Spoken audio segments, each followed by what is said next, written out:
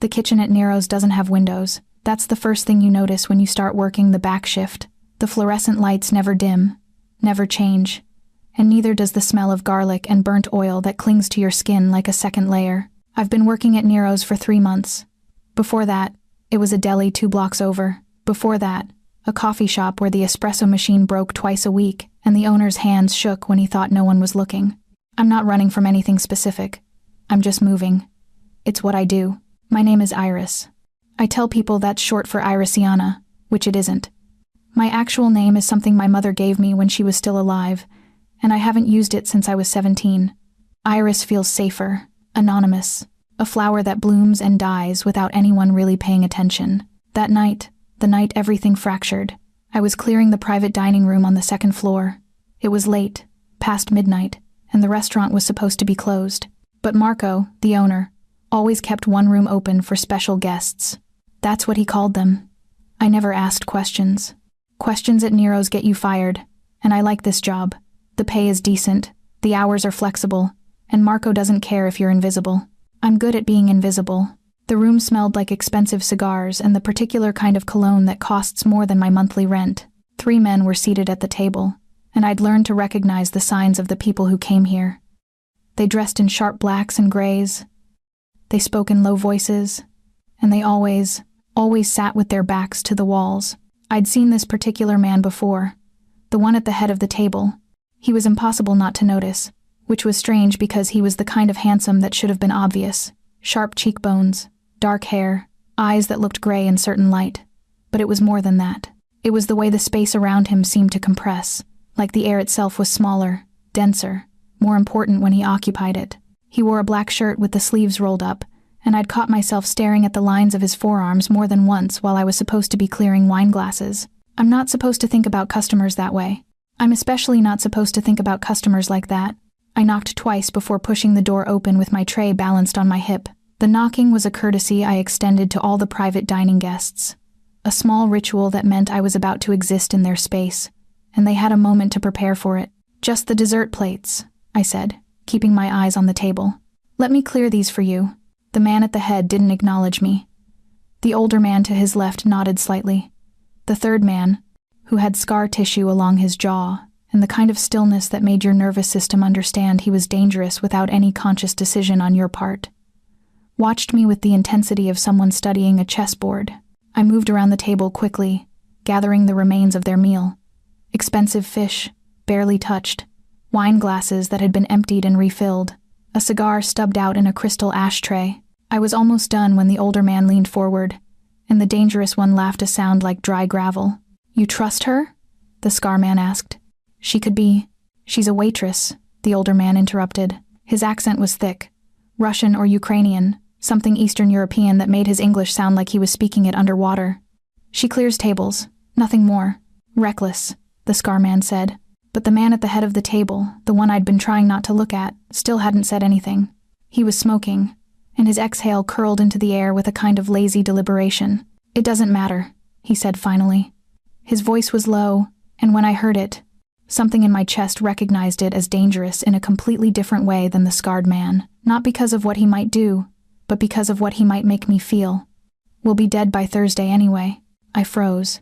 The plate I was holding was halfway to the tray, and I froze mid-movement, like my body had suddenly received instructions to turn into marble.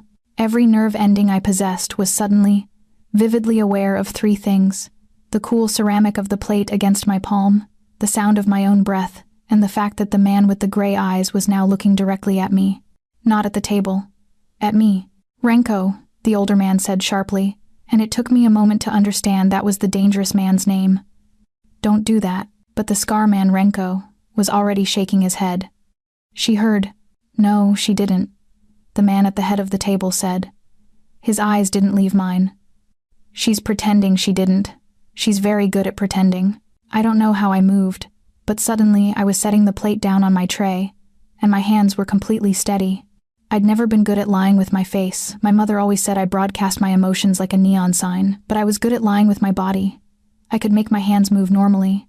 I could keep my breathing level. "Would you like dessert?" I asked the man with the gray eyes. My voice sounded like it belonged to someone else, someone brave, someone who didn't understand what she'd just overheard. "No," he said. "I'll have the panna cotta," the older man said, clearly trying to move past the moment. I nodded, still avoiding those gray eyes, and turned toward the door. My legs felt like they were moving through water, but I made it to the exit without visibly shaking. I didn't make it down the hallway. The man was faster than anyone that size should be. I heard the door open behind me, heard his footsteps, and then he was there, not touching me, but close enough that I could feel the heat of his body and smell that expensive cologne mixed with something darker, something like smoke and expensive leather. "What's your name?" he asked. "Iris." I didn't know whether he already knew or not. At Nero's, I'd filled out paperwork. There were records. People like him, people who sat in private rooms discussing being dead by Thursday, probably had access to more information than that. "Iris," he repeated, and somehow hearing my name in his voice made it feel like something private, something stolen. "You didn't hear that conversation." I turned to look at him, and it was a mistake. Up close, he was even more dangerous. His eyes were exactly what I'd thought, gray like winter, like stone, like something that had never been warm, but there was something else too. Something underneath the danger that looked almost like exhaustion. "I didn't hear anything," I said. "You're lying." "Yes." That might have been the first honest thing I'd said to him. The corner of his mouth moved, just slightly, like he was considering a smile but had decided against it. "What did you hear?" he asked. "That you'll be dead by Thursday." The words hung in the hallway between us, and I watched his expression shift something like respect, or maybe just surprise that I'd said it out loud. "You should leave Nero's," he said. "Tonight. Don't come back." "Why?" "Because you heard that conversation." And now, he paused, and his hand came up like he was about to touch my face. But he stopped just short, leaving an inch of charged air between his fingers and my skin. "Now you're a problem." Then he turned and walked back into the private dining room, leaving me standing alone in the hallway with the taste of fear coating the back of my throat and something far more dangerous blooming in my chest. I didn't leave Nero's that night. I went back to the kitchen and finished my shift with the kind of mechanical precision that comes from running on pure adrenaline. I took the long way home, walking through rain-heavy streets and checking over my shoulder too many times to count. When I got to my apartment, a studio in a building that smelled like other people's cooking and desperation, I locked the door, pulled the blinds, and sat on my bed in the dark. Being dead by Thursday was only 4 days away, and I had just looked into the gray eyes of someone who seemed to know it. I quit Nero's the next morning. I didn't call. I didn't send a text. I just didn't show up for the dinner shift. Marco would assume I'd found another job, or that I'd done what all the transient people at Nero's eventually did, simply vanished into whatever city corner had temporarily become my life. But I didn't get another job. Instead, I spent the day in my apartment, pacing, making coffee I didn't drink, and trying to convince myself that what happened was a one-time thing, a situation I'd stumbled into by accident, extracted myself from by leaving, and could now forget about like every other piece of my life I'd deliberately shed. Except I couldn't forget about it, because on Thursday morning, the news said Dmitry Volkov, a businessman with ties to Russian organized crime, had been killed in his penthouse at the Meridian Hotel. He'd been shot 3 times in the chest, execution style, and the killer had walked out through the front entrance like it was any other day.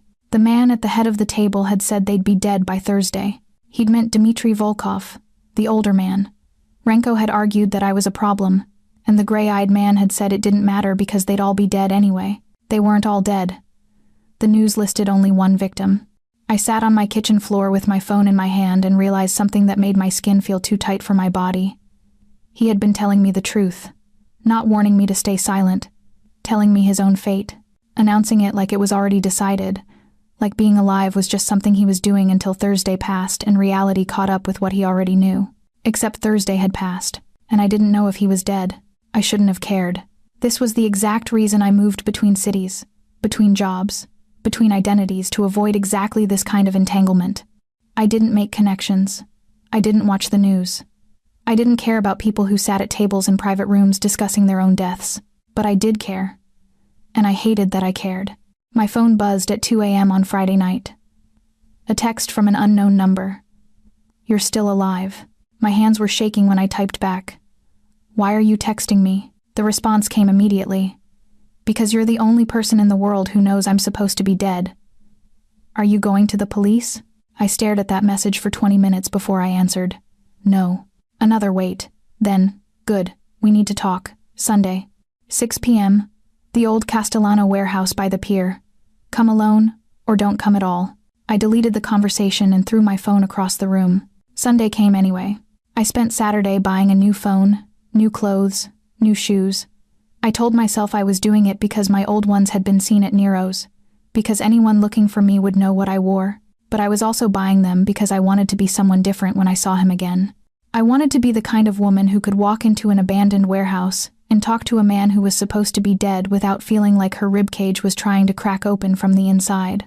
The Castellano warehouse smelled like rust and salt water and rotting wood. It was the kind of place that should have been demolished years ago, all exposed beams and broken windows, and the particular kind of darkness that comes from buildings that have been abandoned so thoroughly that even the light refuses to enter.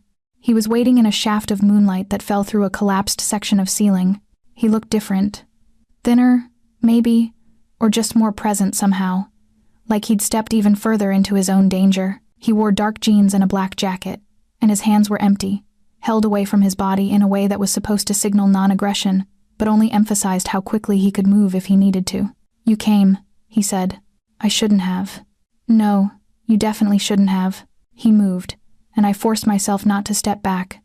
Up close again, I could see the small things, a cut along his jawline, still healing, and shadows under his eyes that suggested he hadn't been sleeping. He looked at me the way he'd looked at me in the hallway at Nero's, like he was solving a puzzle that confused him. Your name isn't really Iris, he said. No, but that's what you want to be called.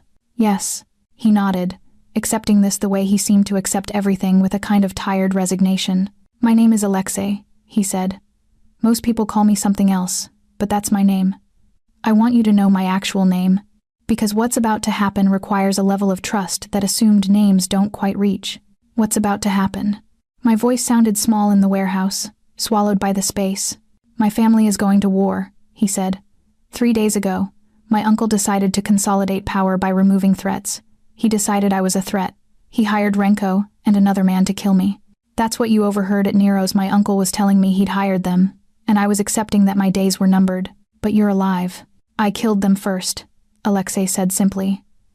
Renko, the other man, and the associate they were going to use for backup.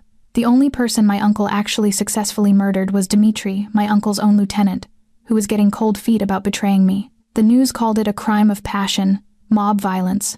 My uncle let them think that. It's useful. I was trying to process this, trying to make sense of words like killed and murdered, and the fact that he was saying them to me in an abandoned warehouse like he was ordering coffee. Why are you telling me this? I asked. Because you're the only person outside my immediate circle who knows I survived Thursday, he said, and because my uncle Grigor Volkov now knows that someone at Nero's heard him planning to kill me. Marco already confirmed there was a waitress named Iris working that night. You're described as forgettable, which Marco meant as a compliment to your professionalism, and which Grigor is interpreting as convenient. The word landed in my stomach like a stone. He thinks you're not a threat because you're nobody, Alexei continued. But he can't be certain. He can't afford to be certain. So he will find you, and he will kill you, just to close the loose end. Then I'll leave, I said immediately. I'll go somewhere else. New city, new name. It doesn't matter. Alexei moved closer, and this time I let him. He has resources you can't outrun.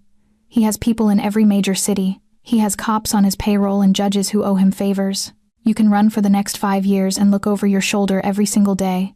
Or what? Or you stay with me, he said, and I protect you the way only someone with my resources can, the way only someone Grigor is terrified of can. That's insane. Yes, you're asking me to move into your life because some Russian crime boss might want to kill me because I happen to be in the wrong place at the wrong time. I'm asking you to survive, Alexei said, and something in his voice, some fragment of genuine emotion underneath all the danger, made me look at him more carefully. Because I'm going to owe you a debt either way. You could have told the police what you heard. You could have destroyed me with a single phone call. Instead, you're here, listening to me, letting me explain. That debt, I can use it. I can use it to build a wall between you and what's coming. But only if you're willing. The moonlight through the broken ceiling fell across his face, and I could see him clearly for the first time. Not the dangerous man at the head of the table, not the predator in the hallway, but something underneath. Something that looked like it had been broken and reassembled so many times that the original shape no longer mattered. "If I say yes," I said carefully, "what does that mean?" "It means you move into my house," he said. "It means you don't leave without security. It means you become a piece of my world, which is dark and violent, and probably going to scare you in ways you can't predict right now. And in return, I promise you that no one will ever hurt you again. Not Grigor, not anyone." It was a stupid promise, the kind of promise that could never be kept. But he said it like he'd already killed everyone who would try to break it. Like the future was just a matter of eliminating problems that hadn't happened yet. "Okay," I heard myself say. Alexei closed his eyes for a moment, and when he opened them again, something had shifted in his expression, like relief, or maybe like acceptance of something he'd been bracing for. "We leave tonight," he said. "Pack one bag. Nothing that connects to your life before this moment. Your old phone, your old clothes, your old identity, all of it stays behind. And the new identity is whatever I decide it should be," he said. "You're mine now, Iris. That's all the identity you need." The way he said it should have terrified me. But standing in that abandoned warehouse with a man who was supposed to be dead, surrounded by rust and moonlight, and the particular kind of darkness that only comes from embracing the worst parts of yourself, I realized that I'd already stopped being Iris, the forgettable waitress. I was becoming something else entirely, and he was going to teach me how to survive it. The house was a fortress. Not metaphorically, it was an actual fortress-like structure built into the side of a cliff overlooking the ocean, all black stone and narrow windows and walls that looked thick enough to stop bullets, which, I would later learn, they could.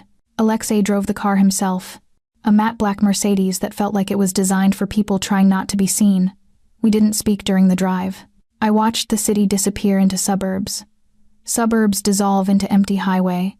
An empty highway transform into the kind of landscape that belonged to people with something to hide. "The house has 17 guards," he said when we finally turned onto a private drive lined with trees that blocked the moonlight. "6 visible. 11 you won't see unless something goes wrong. There are cameras everywhere, your bedroom, the hallways, the bathrooms. Not because I want to watch you, but because I need to know who's moving through the spaces you occupy." I should have been horrified by that information. Instead, I found it strangely comforting. "Can I leave?" I asked. "Not without me, and not safely. But I don't think you're planning to." He was right. I wasn't planning to. I'd already made the decision to stay when I said yes in the warehouse. The house was colder than I expected. All marble and chrome and expensive furniture that looked like it had never been sat on. A woman in her 50s met us in the entrance. Her name was Vera, Alexei's housekeeper, and she showed me to a bedroom on the 2nd floor without asking questions or making eye contact. "Dinner is at 8, she said in an accent that matched Alexei's. "Mr. Alexei eats in the study. You'll eat with him." Then she left me alone in a room that cost more than I'd made in a year. I didn't unpack. Instead, I sat on the edge of the bed and tried to accept that my old life was actually, truly gone. No apartment in a building that smelled like other people's desperation. No job at Nero's. No carefully constructed identity as Iris, the forgettable waitress. All of it had been erased the moment I walked into that warehouse. At 7:55, I went downstairs to find the study. It was exactly what I'd expected: leather, dark wood, the kind of room that smelled like power and expensive whiskey. Alexei was behind a desk, reading something on a laptop, his face illuminated by the blue screen light. He looked younger like this, in profile, with his expression unguarded. He looked almost vulnerable, almost. "Sit," he said without looking up. I sat in the chair across from his desk. Vera appeared immediately with food, soup, bread, roasted chicken with vegetables. Real food, not the kind of thing you pick at in a restaurant kitchen. I realized I hadn't eaten since I'd gotten the text message 2 days ago. "You're scared?" Alexei said. "Yes." "Good. That means you understand what this is." "What is it?" I asked, and I meant the question to apply to both the house and the strange agreement we'd made in the warehouse. He finally looked up from his laptop, and his gray eyes found mine, with the kind of accuracy that suggested he'd been tracking me in his peripheral vision the whole time. "It's survival," he said. "For both of us. How is me being here a form of survival for you?" Alexei closed his laptop and leaned back in his chair. He was still wearing the black jacket from the warehouse, and the small cut on his jawline had started to heal, leaving a thin line that made him look somehow softer than before. "Because I've spent the last decade becoming the kind of person who expects to be alone," he said. The kind of person who treats trust as a liability and intimacy as a tactical error. I've been good at it, so good that I've forgotten what it feels like to be something other than a collection of strategies. He paused, and I watched him work through whatever he was trying to say, saw the conflict play across his face like a storm moving across water. Then a waitress overheard a conversation about my death, he continued. And instead of reporting it, instead of saving herself, she quit her job and showed up at an abandoned warehouse to listen to a man talk about murder. And I realized something. That capacity for sacrifice, for choosing loyalty over logic, that's something you can't fake. That's something that only exists in people who are fundamentally good. I'm not good, I said. I've been running from my old life for years. I change names like other people change jobs. I don't form connections because I don't want to be responsible for anyone's well-being. That's not good, Alexei. That's selfish. You came to the warehouse anyway, he said simply. I didn't have an answer for that. Vera came back to clear the plates, and in her absence, Alexei stood up and walked around the desk. He was moving slowly, deliberately, giving me time to object if I wanted to. I didn't. He reached for my hand and pulled me to my feet. Come with me, he said. He led me down the hall and into a room I hadn't seen before, a library, but not the kind you'd find in a normal house. Floor-to-ceiling shelves, rolling ladders, and thousands of books organized in a system that only Alexei seemed to understand. But what caught my attention was the single photograph on the mantelpiece. A boy, maybe 12 years old, standing next to a younger woman with dark hair. The boy had gray eyes. The woman had kind eyes. My mother, Alexei said, following my gaze. She died when I was 13. She was walking home from work. She was a teacher, and she was caught in the crossfire of a gang shooting. Wrong place, wrong time. He reached for the photo, but he didn't quite touch it, like even that small contact might break something fragile. After she died, I could have become the kind of person who leaves the city and builds a normal life somewhere else, he continued. But I didn't. I stayed, and I learned how to fight, and I learned how to kill, and I learned how to control enough power that no one would ever hurt me that way again. I became a monster, Iris, but I became a monster with boundaries. I became a monster who could keep people safe. Is that supposed to make me feel better? I asked. No, he said. It's supposed to make you understand that I know what sacrifice looks like. I know what it costs, and I'm asking you to sacrifice your solitude, your ability to disappear, your protection of emotional distance, not because it benefits me, but because you're the kind of person who sees someone drowning and instinctively extends a hand, even if it means you might drown too. He turned to face me fully, and I saw something in his expression that I hadn't seen before. Not vulnerability, exactly, but a choice to be vulnerable, a deliberate lowering of the armor that usually protected him. I am going to protect you with everything I have, Alexei said. That's not negotiable. But I'm also going to try, and I'm very bad at this, so I'm warning you now. I'm going to try to be something more than a monster. I'm going to try to be the kind of man a woman like you could actually care about. Not because I deserve it, but because you deserve to have made the choice to stay mean something more than survival. I could have pulled my hand away. I could have said that this was insane, that I was in over my head, that I needed to leave before I became too entangled in the gravity of his life. But I didn't. Instead, I reached up and touched the cut on his jawline, tracing it with my fingertip, feeling the warmth of his skin and the small flinch he gave in response to being touched so carefully. Tell me something true, I said. Not about your mother, not about your protection. Something true about you, right now, in this moment. Alexei was quiet for a long time. Then he said, softly, I don't know how to not hurt people. I've tried, but it's like asking someone who's colorblind to paint a sunset. The capacity just isn't there. So, what I'm going to do instead is hurt less slowly. I'm going to be deliberate about the way I break things. Including me? Especially including you, he said. Because you're the only person who's walked into my life knowing who I am and choosing to stay anyway. And that means you're either a saint or you're as broken as I am. I'm broken, I said.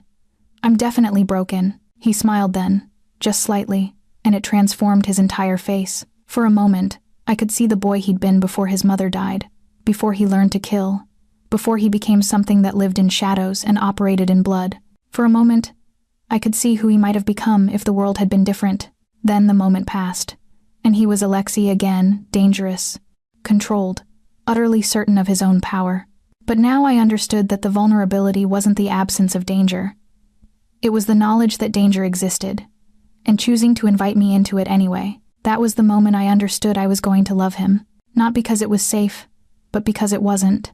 I'd been at the house for 5 days when Grigor Volkov made his first move. It was subtle, the kind of threat that came wrapped in business terminology and family dinner invitations. A message delivered through intermediaries. The orphan boy wants to discuss terms. Come to the estate. Bring your new friend.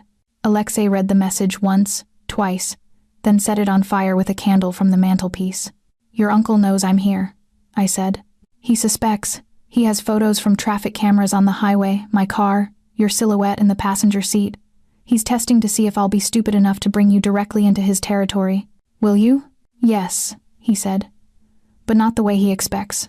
The estate was in the hills, accessible only by private roads and guarded gates. It was built in the style of a European manor, all cream stone and manicured gardens, and the kind of calculated elegance that comes from old money and older violence.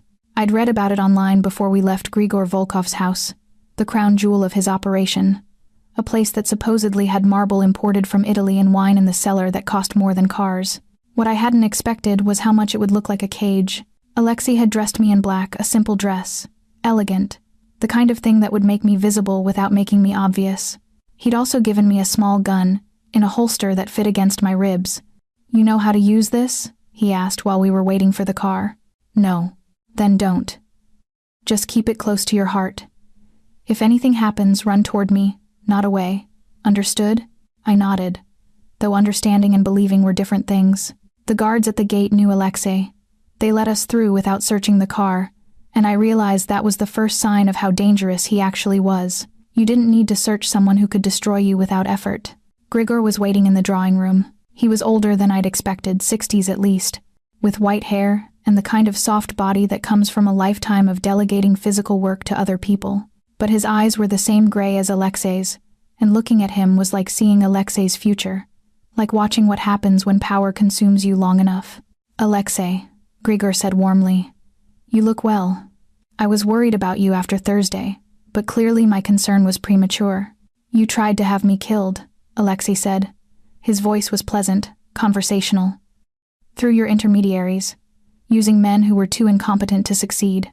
Then you killed Dmitri to cover the attempt, which was inefficient but understandable. I did what any patriarch would do, Grigor said. You were becoming dangerous. I am dangerous, Alexei said. I've always been dangerous. The difference is that now I'm dangerous and angry. Grigor smiled. It was a smile that didn't reach his eyes, the kind of smile that predators wear. And the girl? My responsibility. She's the liability from Nero's, yes? The one who hurt us? That was sloppy of me, admittedly. I should have swept the restaurant first. My heart was moving too fast, and I could feel the gun against my ribs like it was burning. Alexei reached over and took my hand, and his grip was tight enough that I could feel his pulse through my fingertips. Steady, controlled, absolutely certain. You can threaten her, Alexei said, but you can't touch her. Because if you do, I will burn everything you've built. I will go to the police with evidence that will destroy your entire operation. I will give them access to accounts, locations, names of judges and politicians on your payroll. I will hand them enough ammunition to investigate your activities for the next decade. And why would I give you the opportunity to do that? Grigor asked. Because I've already written it all down, Alexei said. The evidence is in a safe deposit box in a bank that's not controlled by you. If I die, if the girl is harmed, if anything happens to either of us that I don't explicitly authorize, the evidence goes directly to federal prosecutors. The only way to prevent that is to let me live and let her live. And we all go back to our respective corners of the business. It was a brilliant bluff. Or it wasn't a bluff at all, I had no way of knowing which. But Grigor was considering it with the seriousness of someone who believed it might be true. You'd really destroy your own family? Grigor asked. My family stopped existing when my mother died, Alexei said. Everything after that was just people trying to use my body and my skills. You were all replaceable. Grigor was quiet, and then he laughed, a sound that echoed through the drawing room like something breaking. You've become exactly what I feared, he said. Not just dangerous, but unpredictable. A man with nothing to lose is the most dangerous kind of man. Then we understand each other, Alexei said. And you'll leave her alone. For now, Grigor said. But alliances are fragile things, nephew. Perhaps in 6 months, perhaps in a year, circumstances will change. Perhaps she'll become less valuable to you, and then she becomes valuable to me. If you test me, Alexei said, I will kill you. Not in anger, not in self-defense. I will kill you with calculation, with patience, and with the knowledge that I will build something better than what you've built.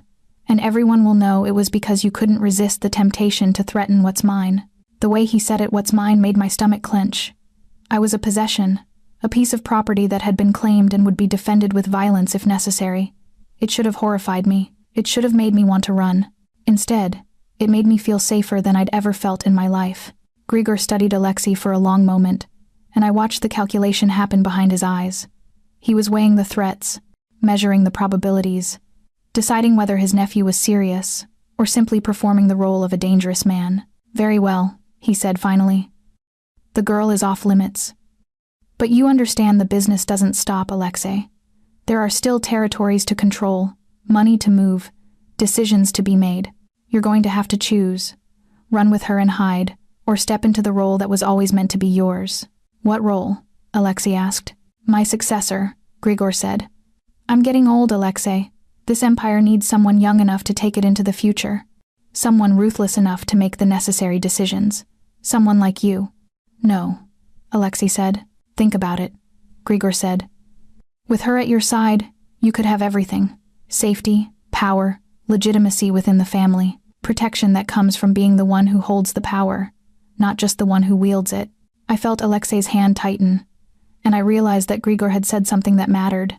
Something that Alexei wanted, even though wanting it was a kind of betrayal. We're leaving, Alexei said.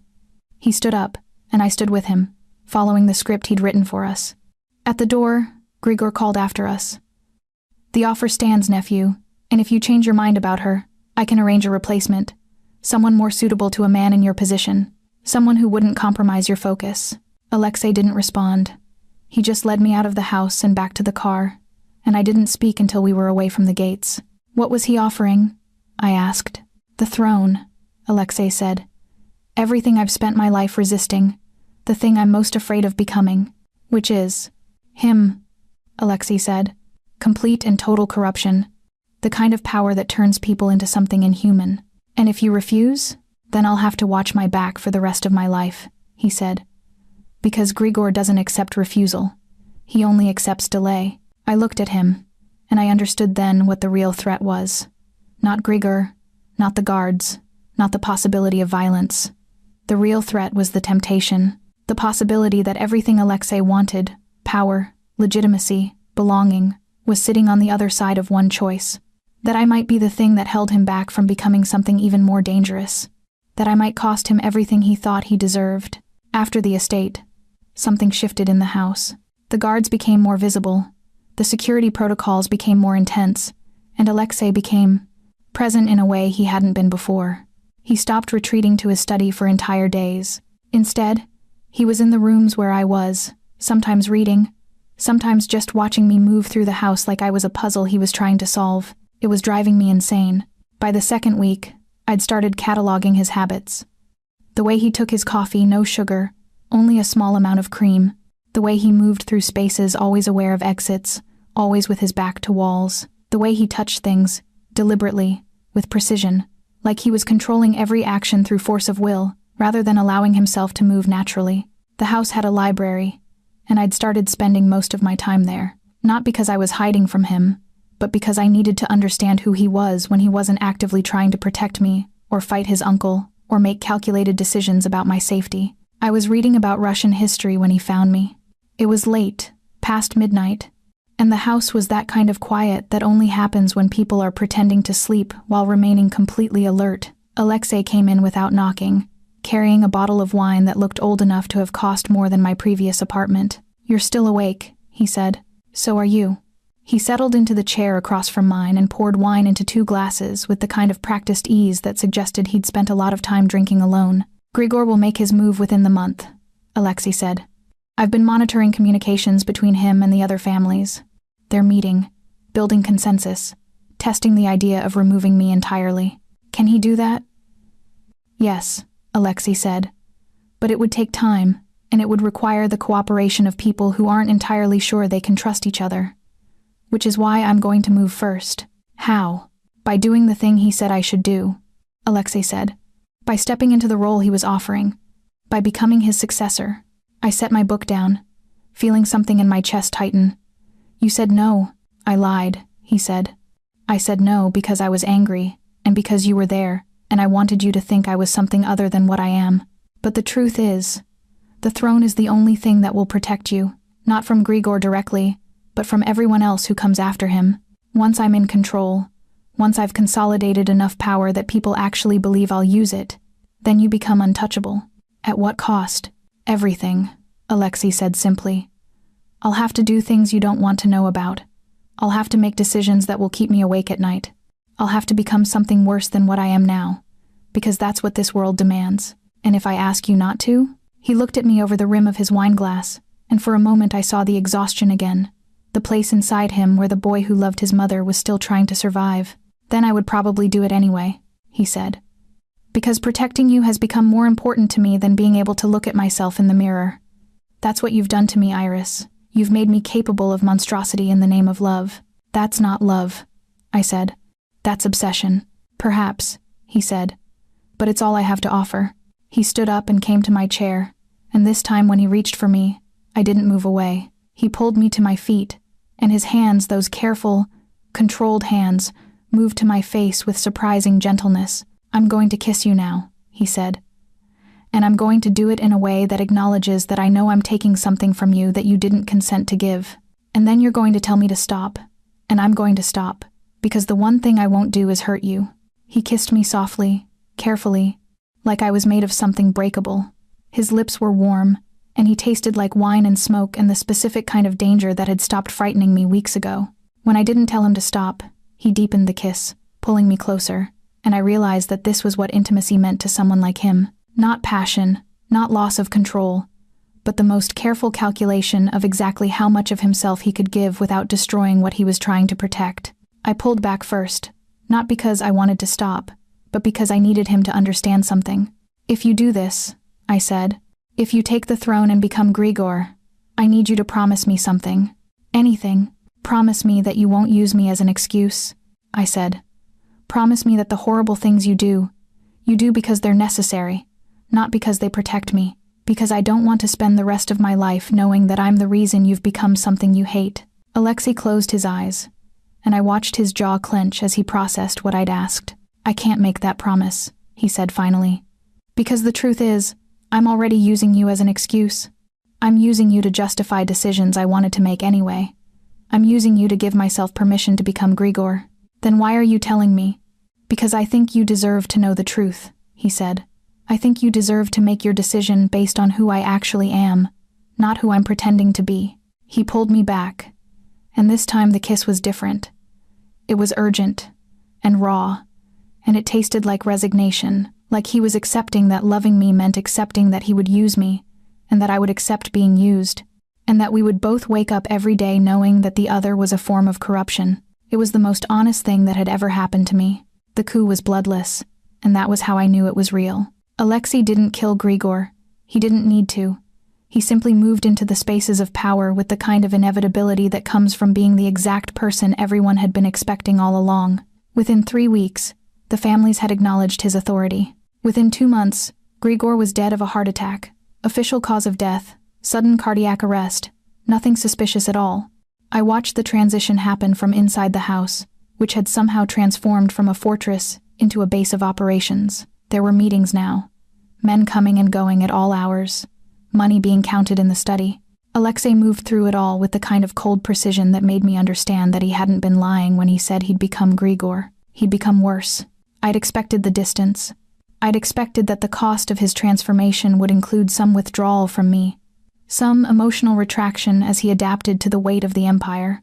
What I hadn't expected was the deliberation of it. It was exactly 2 months after Grigor's death when Alexei came to my room in the middle of the night. Tomorrow, he said, I'm going to execute 2 of my uncle's old advisors. They've been skimming money from operations in the Northeast, and they need to be removed. I wanted you to know that before you hear about it from someone else. I sat up, and even in the darkness, I could see that he looked hollowed out. Are they guilty? I asked. Yes. Completely, unambiguously guilty. Then you need to do it. I know, he said. But I'm telling you first because I need you to understand what I'm becoming. I need you to see me in this role and decide whether you can still care about me. Can you stop being this? I asked. If you wanted to? No, he said. This is who I am underneath everything else. This is the person who exists without the filters you helped me maintain.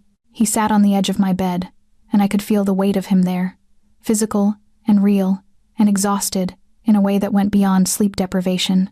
I've been thinking about my mother, he said, trying to remember who I was before she died. There's this memory I keep returning to. I was maybe 8 years old, and she was trying to teach me to read in English. We were sitting in the kitchen, and I wasn't paying attention, and she got frustrated and threw a book across the room. Just threw it, let her anger out for 1 second, and then immediately burst into tears because she couldn't believe she'd done it. He paused, and I listened to the silence of the house around us.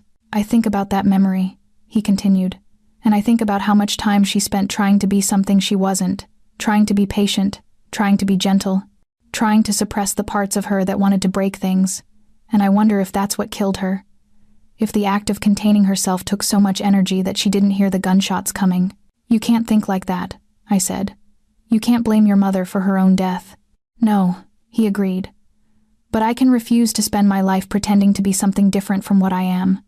I can accept that I'm the kind of person who, given power, will exercise it without hesitation. I can stop apologizing for that, and just become it fully. He stood up and walked to the window, looking out at the dark grounds of the estate. In the moonlight, I could see his reflection in the glass, and he looked like a ghost of himself. I'm going to ask you something, he said, and I need you to be completely honest. Okay. Do you hate me? The question hung in the air between us, and I realized that this was what the distance had been about. He'd been creating space for me to leave. He'd been showing me exactly who he was, the monster, the tyrant, the man capable of executing people without ceremony, and he'd been waiting for me to decide that I couldn't do it. No, I said. I don't hate you, but I'm terrified of you. He turned from the window, and his expression shifted slightly, not quite relief, but something close. Good, he said. If you weren't terrified, I wouldn't believe you understood what you were choosing. I got out of bed and crossed the room to him, and when I took his face in my hands, I felt him flinch slightly, like he wasn't used to being touched with anything other than intention. I kissed him slowly, deliberately, giving him time to refuse if he wanted to. He didn't refuse. He pulled me closer, and his hands moved up my back with a kind of urgency that suggested he was trying to memorize exactly what it felt like to be held by someone who wasn't running away. I'm terrified, I said against his mouth, but I'm staying. Because I'm broken the same way you're broken, I said, because I've spent my entire life becoming invisible, and you've spent yours becoming impossible to ignore. And somehow, we fit. He picked me up and carried me to the bed, and what happened next was different from what had happened in the library. It was rough and urgent and desperate in a way that suggested he was trying to anchor himself to something real. His hands were careful, but his movements were not. He moved like someone claiming territory, marking boundaries, reminding me that I belonged to him, and I let him, because the truth was that I did belong to him. Somewhere in the last 3 months, I'd stopped being Iris, the waitress who moved between cities. I'd become Iris, the woman who belonged to the man who was going to execute his enemies without hesitation, and then come to my room and kiss me like it would save him. When it was over, we lay in the darkness, and his heartbeat was fast beneath my ear. Tell me something true, I said, repeating his earlier request. I'm terrified of losing you, he said. Not because you're valuable, though you are, but because you're the only thing in my life that isn't a calculation. You're the only place where I don't have to think about moves and counter-moves. With you, I can just exist. That won't last, I said. Once you've been in power long enough, you'll start seeing me as part of the game. You'll start strategizing about how to use me. Probably, he said. But not yet. Please, not yet. And I understood then what he was really asking for. Not forever, he was too smart to believe in forever. Just time, just this one period of his life where he could be human with me before the demands of his empire made him into something else entirely. Not yet, I promised. The betrayal came from inside. Vera, the housekeeper who'd been with the family for 20 years, had been feeding information to one of the rival families. Small things at first, movement patterns, security protocols, the schedule of the guards. But it had been escalating, and when Alexei discovered it, he discovered it completely. She was still in the house when he brought me into the study. She was sitting in a chair, restrained by 2 guards, and her face had the kind of resignation that came from accepting your own death before it arrived. Alexei stood in front of her, and his expression was perfectly, entirely blank. $67,000, he said to me. That's what they offered her, for everything she knew about this house, about my operations, about you. Alexei, I started. She brought you tea every morning, he continued. She helped you settle into your room. She was the closest thing you had to a friend in this house, and she was calculating exactly which information would fetch the highest price. Vera spoke then, her voice thick with an accent that had been less pronounced when she was pretending to be loyal. You paid me nothing, she said. Nothing but a room and food. I have family in Ukraine. My daughter is sick. They offered enough for treatment. I looked at Alexei, and I saw the moment his face shifted. He understood the motivation. He understood completely, and that was what was dangerous. Understanding made the execution personal rather than business. Leave, he said to the guards. Sir, one of them started. Leave. They left. Vera watched them go, and then she looked at me, and I saw something like apology in her expression. I didn't tell them about you, she said. When they asked who you were, I told them you were nothing. That you would leave soon, that you meant nothing to him. I tried to protect you. That was kind, I said, and I meant it. Alexei turned to look at me, and something in his expression shifted. You can't do that. What? I asked. You can't humanize her, he said. You can't make this complicated. It's already complicated, I said. She betrayed you, but her daughter is sick. Both things are true. If I show mercy, Alexei said quietly, if I choose the complicated path, then everyone else in my organization will believe they can too. They'll believe they can commit betrayal as long as the motivation is sympathetic enough.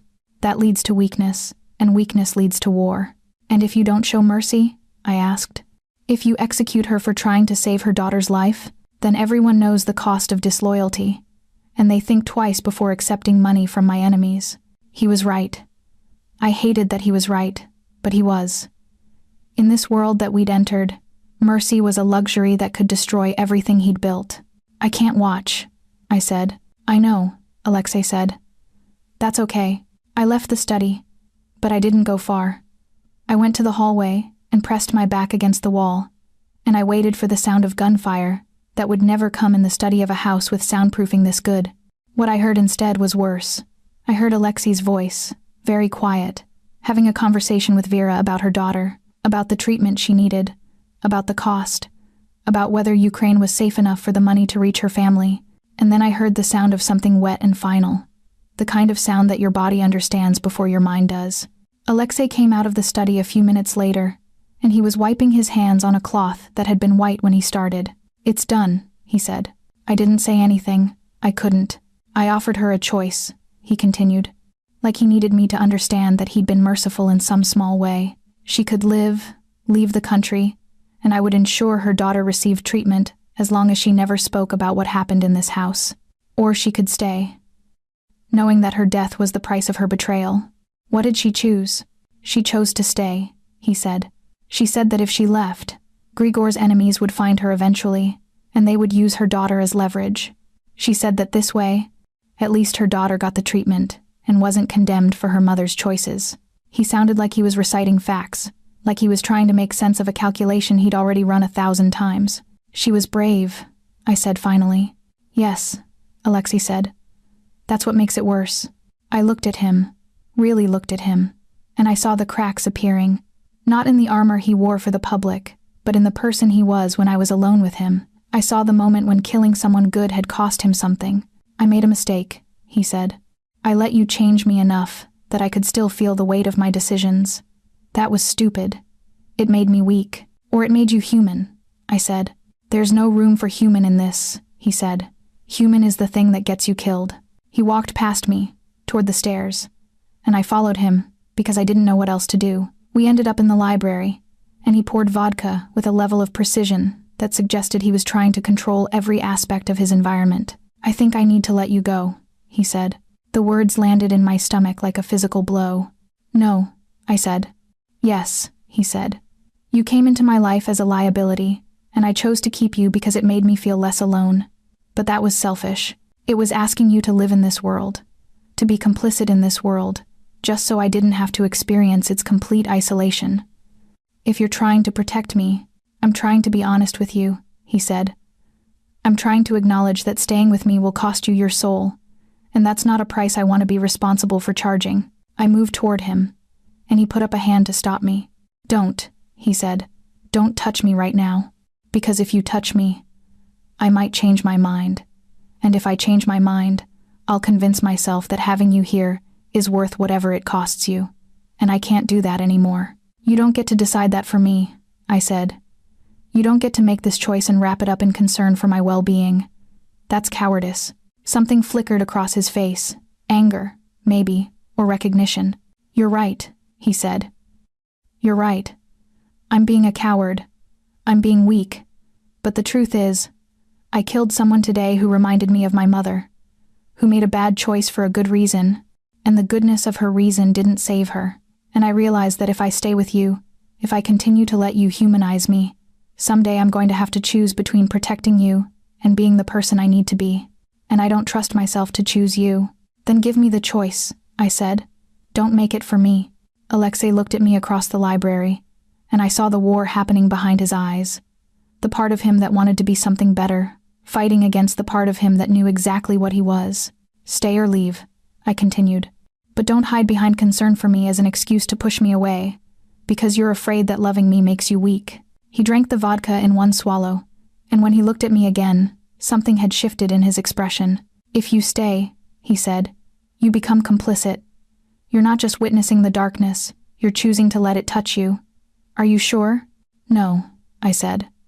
But I'm staying anyway. The attack came 3 weeks later. It wasn't Grigor's enemies, they'd mostly died in the transition of power. It was a rival family from the south, a group that had decided that with Alexei still consolidating control, now was the time to make a move. They came at night, and they came prepared. I was asleep when Alexei pulled me out of bed. For a moment, I thought it was another one of his dreams. He had them sometimes, violent things that woke him in a cold sweat. But then I heard the gunfire, muffled but unmistakable, and I understood. Downstairs, he said. The safe room. What's happening? They're testing my defenses. Get to the safe room. The house was chaos, guards moving, alarms sounding, the particular kind of panic that comes from invasion. Alexei was still in his underwear, pulling on a shirt, and his movements were economical and fast. He grabbed a gun from the nightstand drawer and handed it to me. Point at anyone who isn't me, he said. Pull the trigger if you need to. Don't hesitate, Alexei. But he was already moving toward the door. I followed him down the hallway, and the sounds of violence were getting louder. I could hear gunfire, could hear men shouting in Russian, could smell the acrid smoke of fired bullets. The safe room was hidden behind a bookcase in the study.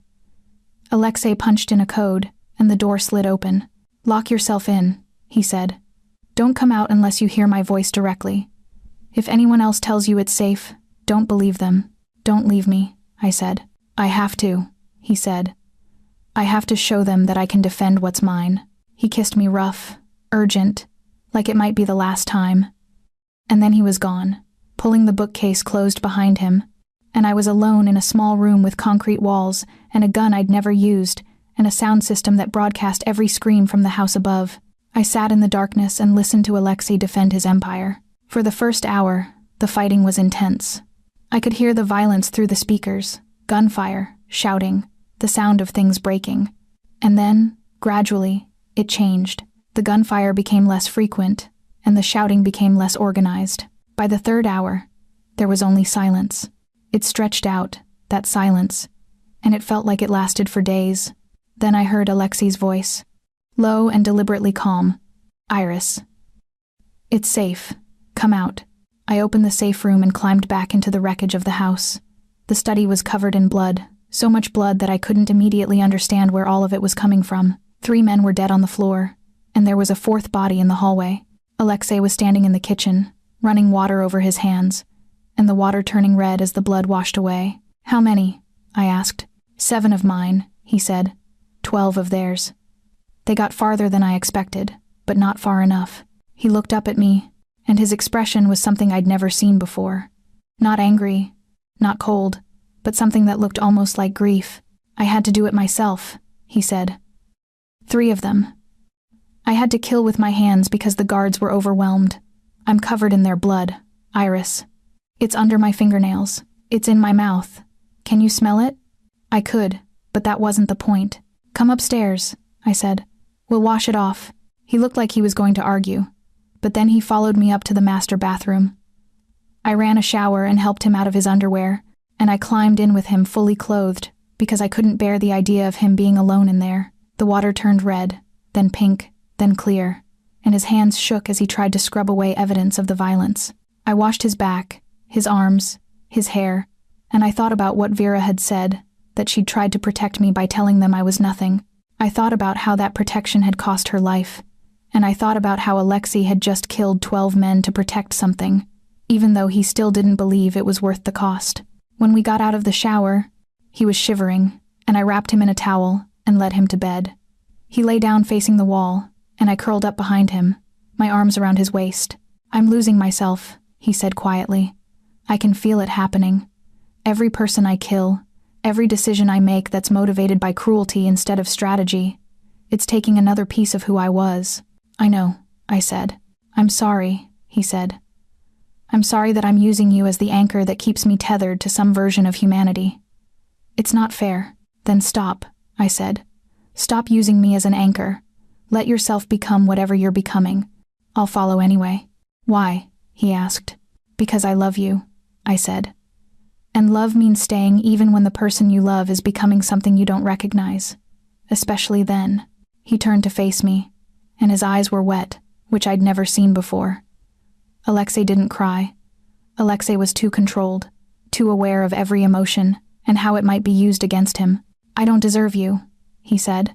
No, I agreed. But you're going to keep me anyway because losing me would be worse than keeping me. And that's not love, it's just another calculation. But I've accepted that you're incapable of love without calculation. So we're just going to have to make peace with that. I kissed him, tasting salt and the remnants of violence and the particular kind of devotion that only comes from staying when you've seen exactly what someone is capable of. And he kissed me back, desperately, like I was the only real thing in a world that was becoming increasingly abstract. 6 months after the attack, Alexei asked me to marry him. We were in the library, our place, the place where we'd first kissed, and where we went when we needed to be away from the empire he was building. The ring he presented was simple, a black diamond set in platinum, and it was the most honest thing he'd ever given me because it was the most impractical. A man like Alexei shouldn't have been capable of giving something impractical. I want you to have every reason to stay, he said, legally, financially, emotionally. I want to tie you to me so completely that leaving would cost you everything. That's romantic, I said dryly. It's honest, he said. It's what I do. I take things and I secure them. I make them mine, and you've been the only thing in my life that I want to do that with. Not because you're valuable, but because you're the only thing I want to possess consciously, deliberately, knowing exactly what I'm doing. I put on the ring, and it felt heavy, like a promise or a threat, I wasn't entirely sure which. We were married 3 weeks later in a small ceremony at the estate. Grigor's old friends attended, now Alexei's allies. There were judges and politicians, and people whose careers depended on Alexei's continued goodwill. But it didn't feel like a wedding. It felt like a business transaction dressed up in white flowers and vodka. What it felt like afterward, alone in the master bedroom that had become mine as much as his, that felt like something closer to real. Tell me something true, I said, as he unbuttoned my dress. I'm terrified that you'll leave me, he said immediately. That one day you'll wake up and realize that the person you love isn't in here anymore. That I've become so much like Grigor that you can't tell the difference. That when you look at me, you see my uncle instead. Do you see the difference? I asked. He was quiet, considering the question with the kind of seriousness that meant he was actually thinking about it, not just giving me what I wanted to hear. No, he said finally. I don't think I do anymore. I pulled the dress over my head and stood in front of him, completely vulnerable, and I took his hand and placed it on my heart. Then we're both lost, I said. But at least we're lost together. What happened next was different from every other time we'd been together. It wasn't rough or desperate or urgent. It was slow and deliberate, and it felt like him understanding that he was allowed to want something without calculating its strategic value. He touched me like I was something precious, something that might break if he wasn't careful, and I understood that this was the closest he'd ever come to being gentle without it feeling like a lie. Later, after it was over, he lay with his head on my chest, and I ran my fingers through his hair, and he talked. My mother used to sing, he said. Ukrainian songs, lullabies, things that probably made no sense translated into English. But she had this specific song that she would sing when she was tired, and I've been trying to remember the words for 20 years. Do you remember the melody? I asked. No, he said. I just remember that it made her sound sad and happy at the same time. I held him, and I didn't tell him that I loved him, because we'd moved past love into something that didn't have a name. It was too practical to be love, too invested in the future to be just desire. It was what happened when two broken people decided to stop fighting the fact that they'd broken each other, and started instead to build something new from the pieces. I'm going to need you to do something, he said.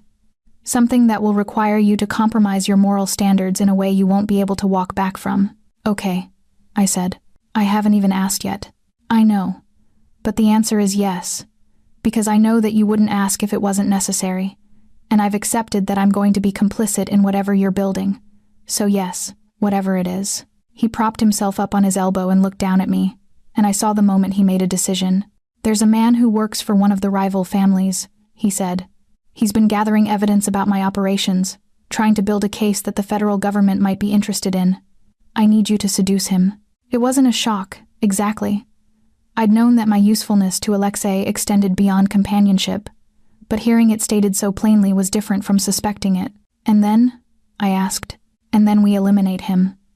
But while he's vulnerable, while he's focused on you, we get the evidence he's gathered. We also install surveillance in his apartment, monitor his communications, to map out his entire operation. And if I refuse, then I'll find someone else, he said.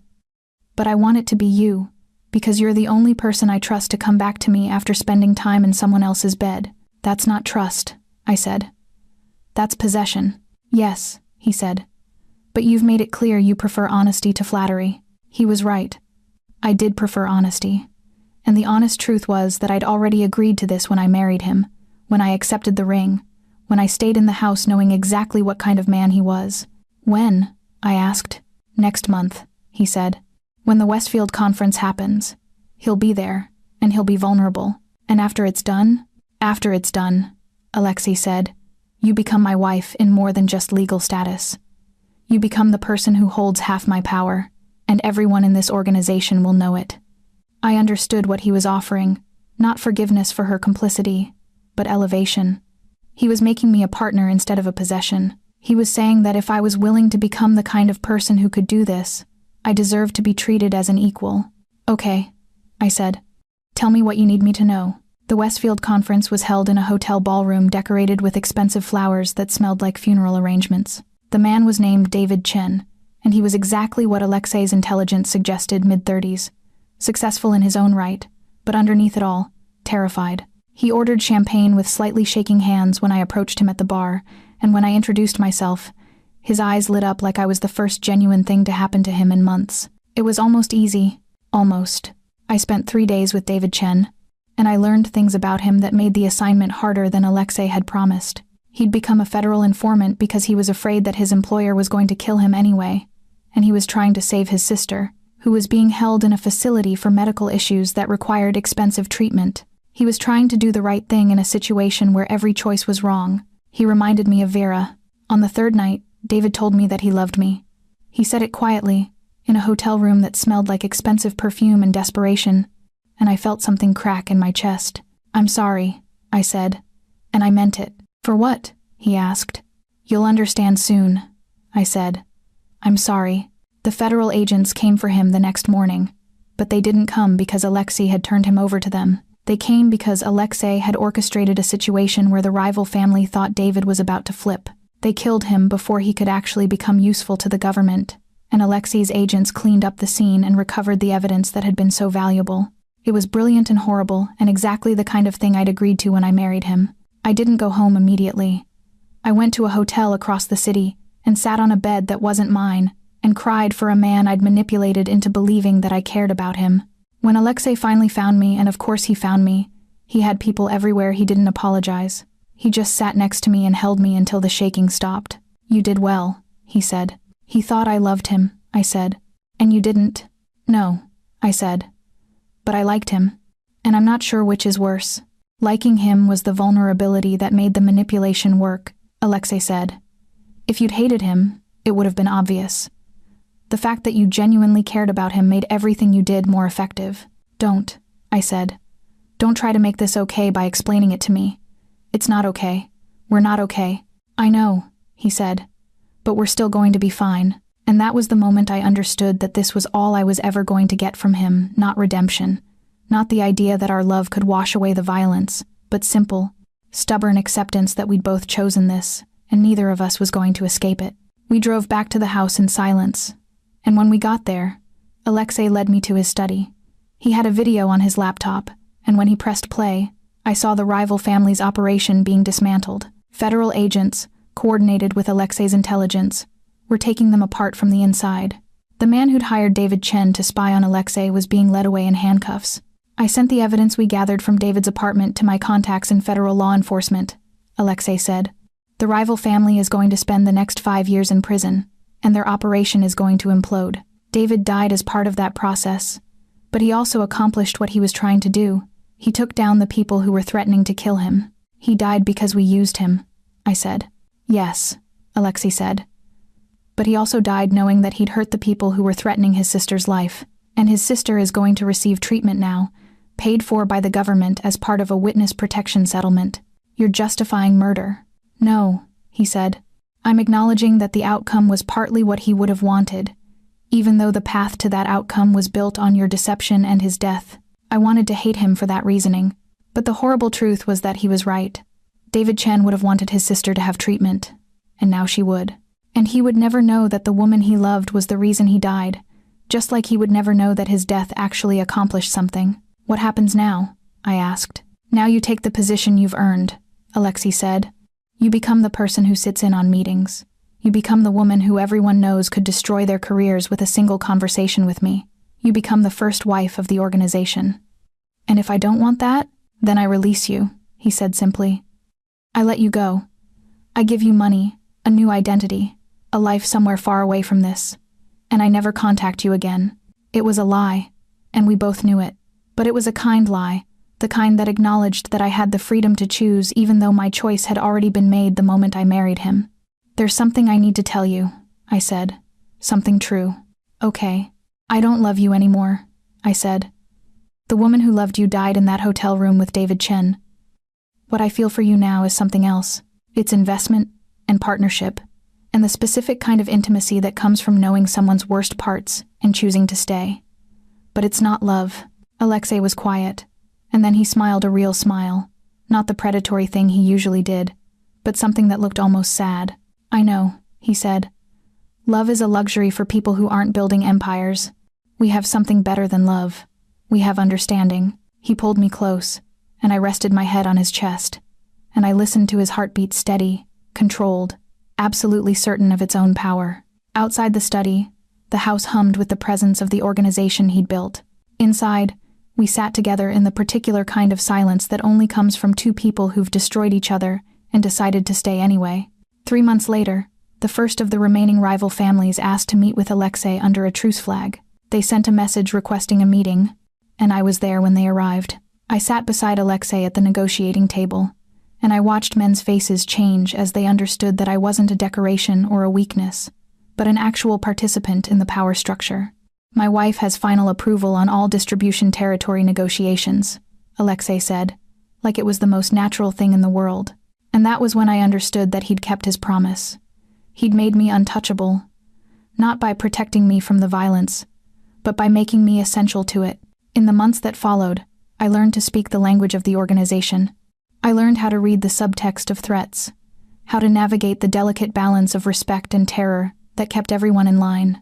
I learned that power was a thing you maintained not through strength but through the constant, deliberate display of consequences. And somewhere in that learning, the woman I'd been before the warehouse at the pier disappeared entirely. I became what Alexei had promised, a partner in his empire, a woman who could destroy careers with a conversation, a wife who understood exactly what it meant to love someone by building something terrible with them.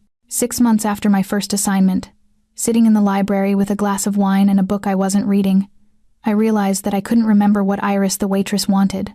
I couldn't remember her dreams or her fears or the person she'd been before she overheard 2 men planning a death in a restaurant that smelled like garlic and burnt oil. Alexei found me there, like he always did, and he kissed the top of my head.